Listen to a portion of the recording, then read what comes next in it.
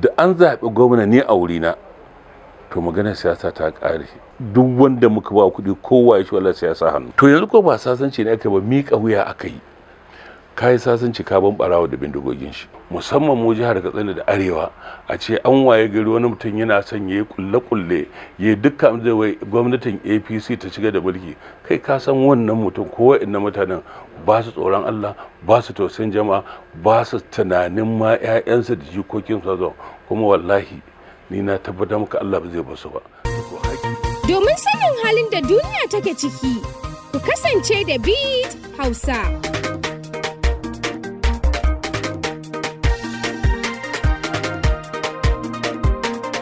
Beat Hausa, haɗa kan al'umma.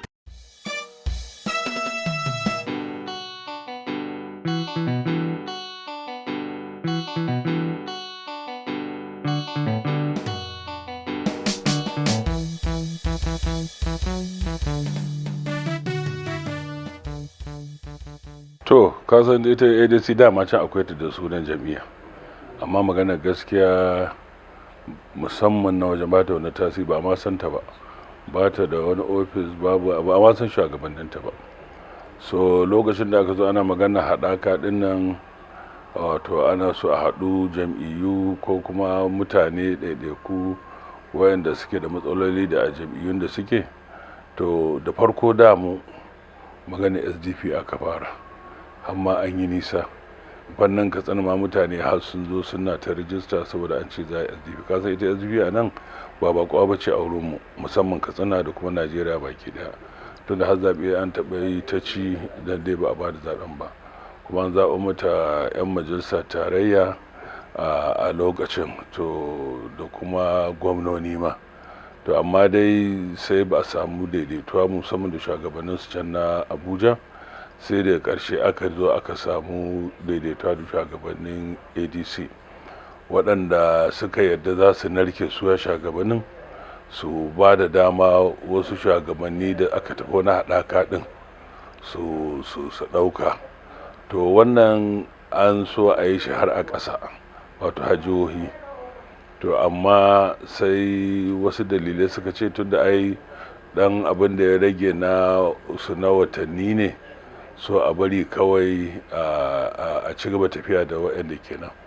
To can Abuja ɗin aka samu shugabanni wanda ke ƙarƙashin jagorancin tsohon gwamna na mulkin soja kuma tsohon minista, tsohon shugaban majalisar dattawa wato David Mark. Sannan aka yi waɗannan shugabanni na ƙasa, har aka tafi ma shugabanni na sassa, wato kamar a ce waɗannan sashe guda shida da nake da su, shugabannin Northwest da sauransu. To aka tafi wannan jiha sai aka ce to a yi ta tafiya da waɗanda aka taras har ya zuwa lokacin da za a kawo a wannan zaɓen nan. To magana gaskiya mu da muka zo sai muka fahimci babu ma wani shugabannin na kirki. Sai ya kasance kusan waɗanda suke 'yan shugabannin ƙwarori ne, maimakon kusan shugabanni 54 ina jin waɗanda muka samu da sunan ma an cewa shugabanni ba su wuce 20 da wani abu ba. To sannan kuma wasu ƙananan hukumomin ba a ma san jam'iyya ba. Kaka bane ƙaramin hukumata har maganan nan da muke da kai ban san waye camanta na ADC, ban san waye aka yi abin da sai daga ba aka ci wani ya sauka. To haka yake. To aka tafi har ya zuwa yanzu ana shirye-shiryen yin zaɓuɓɓuka tun daga kasa ita wannan jam'iyyar saɓanin sauran jam'iyyu tana shugabanni tun daga rumfar zaɓe, tana da abin da yake cewa ESCO, sannan tana da shi a tana da shi a local government, tana da shi a jiha. Don su ne ake so a yi ko ana mayi wurare da yawa, wanda har ya zuwa 14 ga wata a je a yi babban taro na ƙasa baki ɗaya wanda za a tabbatar da sabon tsarin mulki da sauran abubuwa da haka na jam'iyya.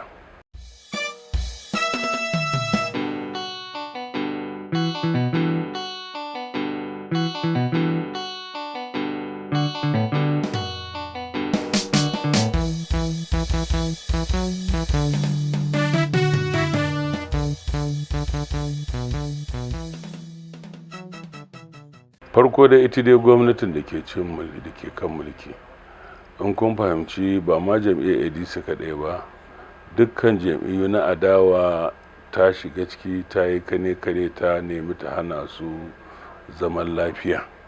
Wannan kuma in ka kula faru ga dukkan jam'iyyun na waɗanda suka yi fice, tun da ka ɗauko Labour, ka ɗauko NNPP, ka ɗauko musamman PDP, kowa ya ga yadda aka yi kace-kace, aka yi fatali da ita. To haka kuma sun shigo cikin ADC din. Sannan kuma abu na biyu shine mutane masu kwaɗayin abin duniya, waɗanda ba su kishin al'umma, waɗanda abin da za su samu ne a gabansu, su ne ake amfani da su suna yin wannan abu. Kuma wani abin an kai wani matsayin da za ga cewa ko an yi din za ka je suna, wannan gwamnatin tarayya ce, suna da jami'an tsaro, suna da kuɗi da suke bada, suna hatta ita hukumar zaben da kotuna suna ba su haɗin kai da goyon bayan yin abu. Kana gani abin ƙarara an yi ba na gaskiya ba ne, bai dace ba, amma musamman kotuna sai ga sun goyi baya. Yanzu ta kai ga hatta ita hukumar zaɓe tana yin abin da a zahiri gashi na duk wanda ya sani ba daidai ba, akwai saboda tana da goyon bayan gwamnati mai ci ta yi wannan. Kamar wannan ka tsane misali, ai kaga an tafi lafiya lau ana hidima, sai ya rage kwana 3 kafin a fara wannan hidima, sai shi shugaban jam'iyyar wanda yake kai yanzu da shi da wasu da suke tare da shi suka ruwa masa baya, su garzaya kotu suka yi kara. Da farko ya ce wai za a yi zaɓe lokacin shi bai ba, ta ba shi kaɗai aka zaɓa wa ƙasar nan, duka cawun aka zaɓe su lokaci ɗaya, kuma lokacin ne aka zaɓa. Kuma in ka duba daga ina jan watan 4 ko watan 3 na shekara a 2022 aka zaɓe su, suna da shekara 4 za su yi, lokaci ya yi. Kuma duk tarukan da ake na shirye-shiryen za a yi zaɓen da shi ake yi, bai taɓa tashi ya ce abu haka ba. To sai muka samu bayani, gwamnati ta shigo, an nemo su, an zo an haɗa kai da su. Hukumar zaɓe abu na ce ta gwamnati tarayya, idan ƙara ta shafe ta federal high court ake zuwa, amma je kotun jiha, kuma shi alƙalin kotun jihar nan ya san bai da hurumi, amma ya karɓi shari'an nan kuma ya ba da hukunci nan take shi ke ne ce kada a yi wa'annan abubuwa. Kuma sannan aka je aka yi ƙoƙarin da za a shigar da abin da zai zo duba nan, kuma aka sa duk abubuwa na shirɗa da ita waccan ƙaran ma da farko ba ta sa ba, amma kwana 2 ma ke je kotun don kai ya duba abin da ake so. Za ka gane cewa abubuwa ne waɗanda akwai gwamnati a ciki, akwai kwaɗayi a ciki, akwai abubuwa na rashin kishin al'umma. Don sai yanzu da duk wanda ya san abin da yake a ƙasar nan, musamman mu jihar Katsina da Arewa, a ce an waye gari wani mutum yana son ya yi kulle-kulle, ya yi dukkan da wai gwamnatin APC ta shiga da mulki, kai ka san wannan mutum ko wa'annan mutanen ba su tsoron Allah, ba su tausayin jama'a, ba su tunanin ma 'ya'yansu da jikokinsu zo. Kuma wallahi ni na tabbatar maka Allah ba zai basu ba, da ko haƙƙi ne na al'umma wanda suke nema su yi amfani da wata dama don saboda biyan buƙatar kansu su sa mutane cikin su gaba da ma cikin halin da suke ciki na bala.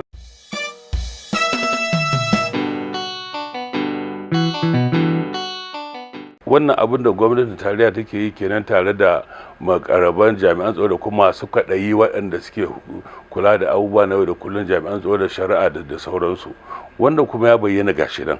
Kuma in ka ɗauki tarihin shi wannan mutum na ke kan mulki, ai mutum ne dama wanda shi bai iya haƙuri da ra'ayin al'umma da ka duba sanda yana gwamna fa cikin shekara 8 sai da ya mataimakin gwamna 3, da yawa wasu sun yi mataimakin gwamna shekara 8 su kare da shi lafiya, amma shi sai da ya 3. Sannan in ka lura daga sanda ya hau shugabanci zuwa yanzu, chairman na fati nawa akai, ya tarar da Abdullahi Adamu ya kore shi, ya kawo Ganduje ya kore shi, yanzu ya kawo wannan mutumin, a jira gani shi ma kafin zabe. So kaga wannan ya nuna cewa shi ba mutum ne mai ɗauka abin da dimokuraɗiyya ta zo da shi ba, abin da kawai yake so yanda yake so dole a yi. Kuma tun da Najeriya mutane da dama ba ra'ayi gare su ba, ba aƙida gare su ba, ba tsoron Allah gare su ba, ba tausayin jama'a gare su ba, shikenan sai su biya dan abin da za a wasu, wanda ko dai ya kare kafin su mutu, ko su mutu su tafi bari, ko zo su yi abin da ba. Gashi na ce maka shugaban jam'iyyar baya da shi da wasu waɗanda suke rufa mashi ba, ya gare da je kotu ya kai kara ce kai congresses duk Najeriya ana waɗanda zaɓukan banda Katsina. Domin sanin halin da duniya take ciki, ku kasance da BEAT Hausa.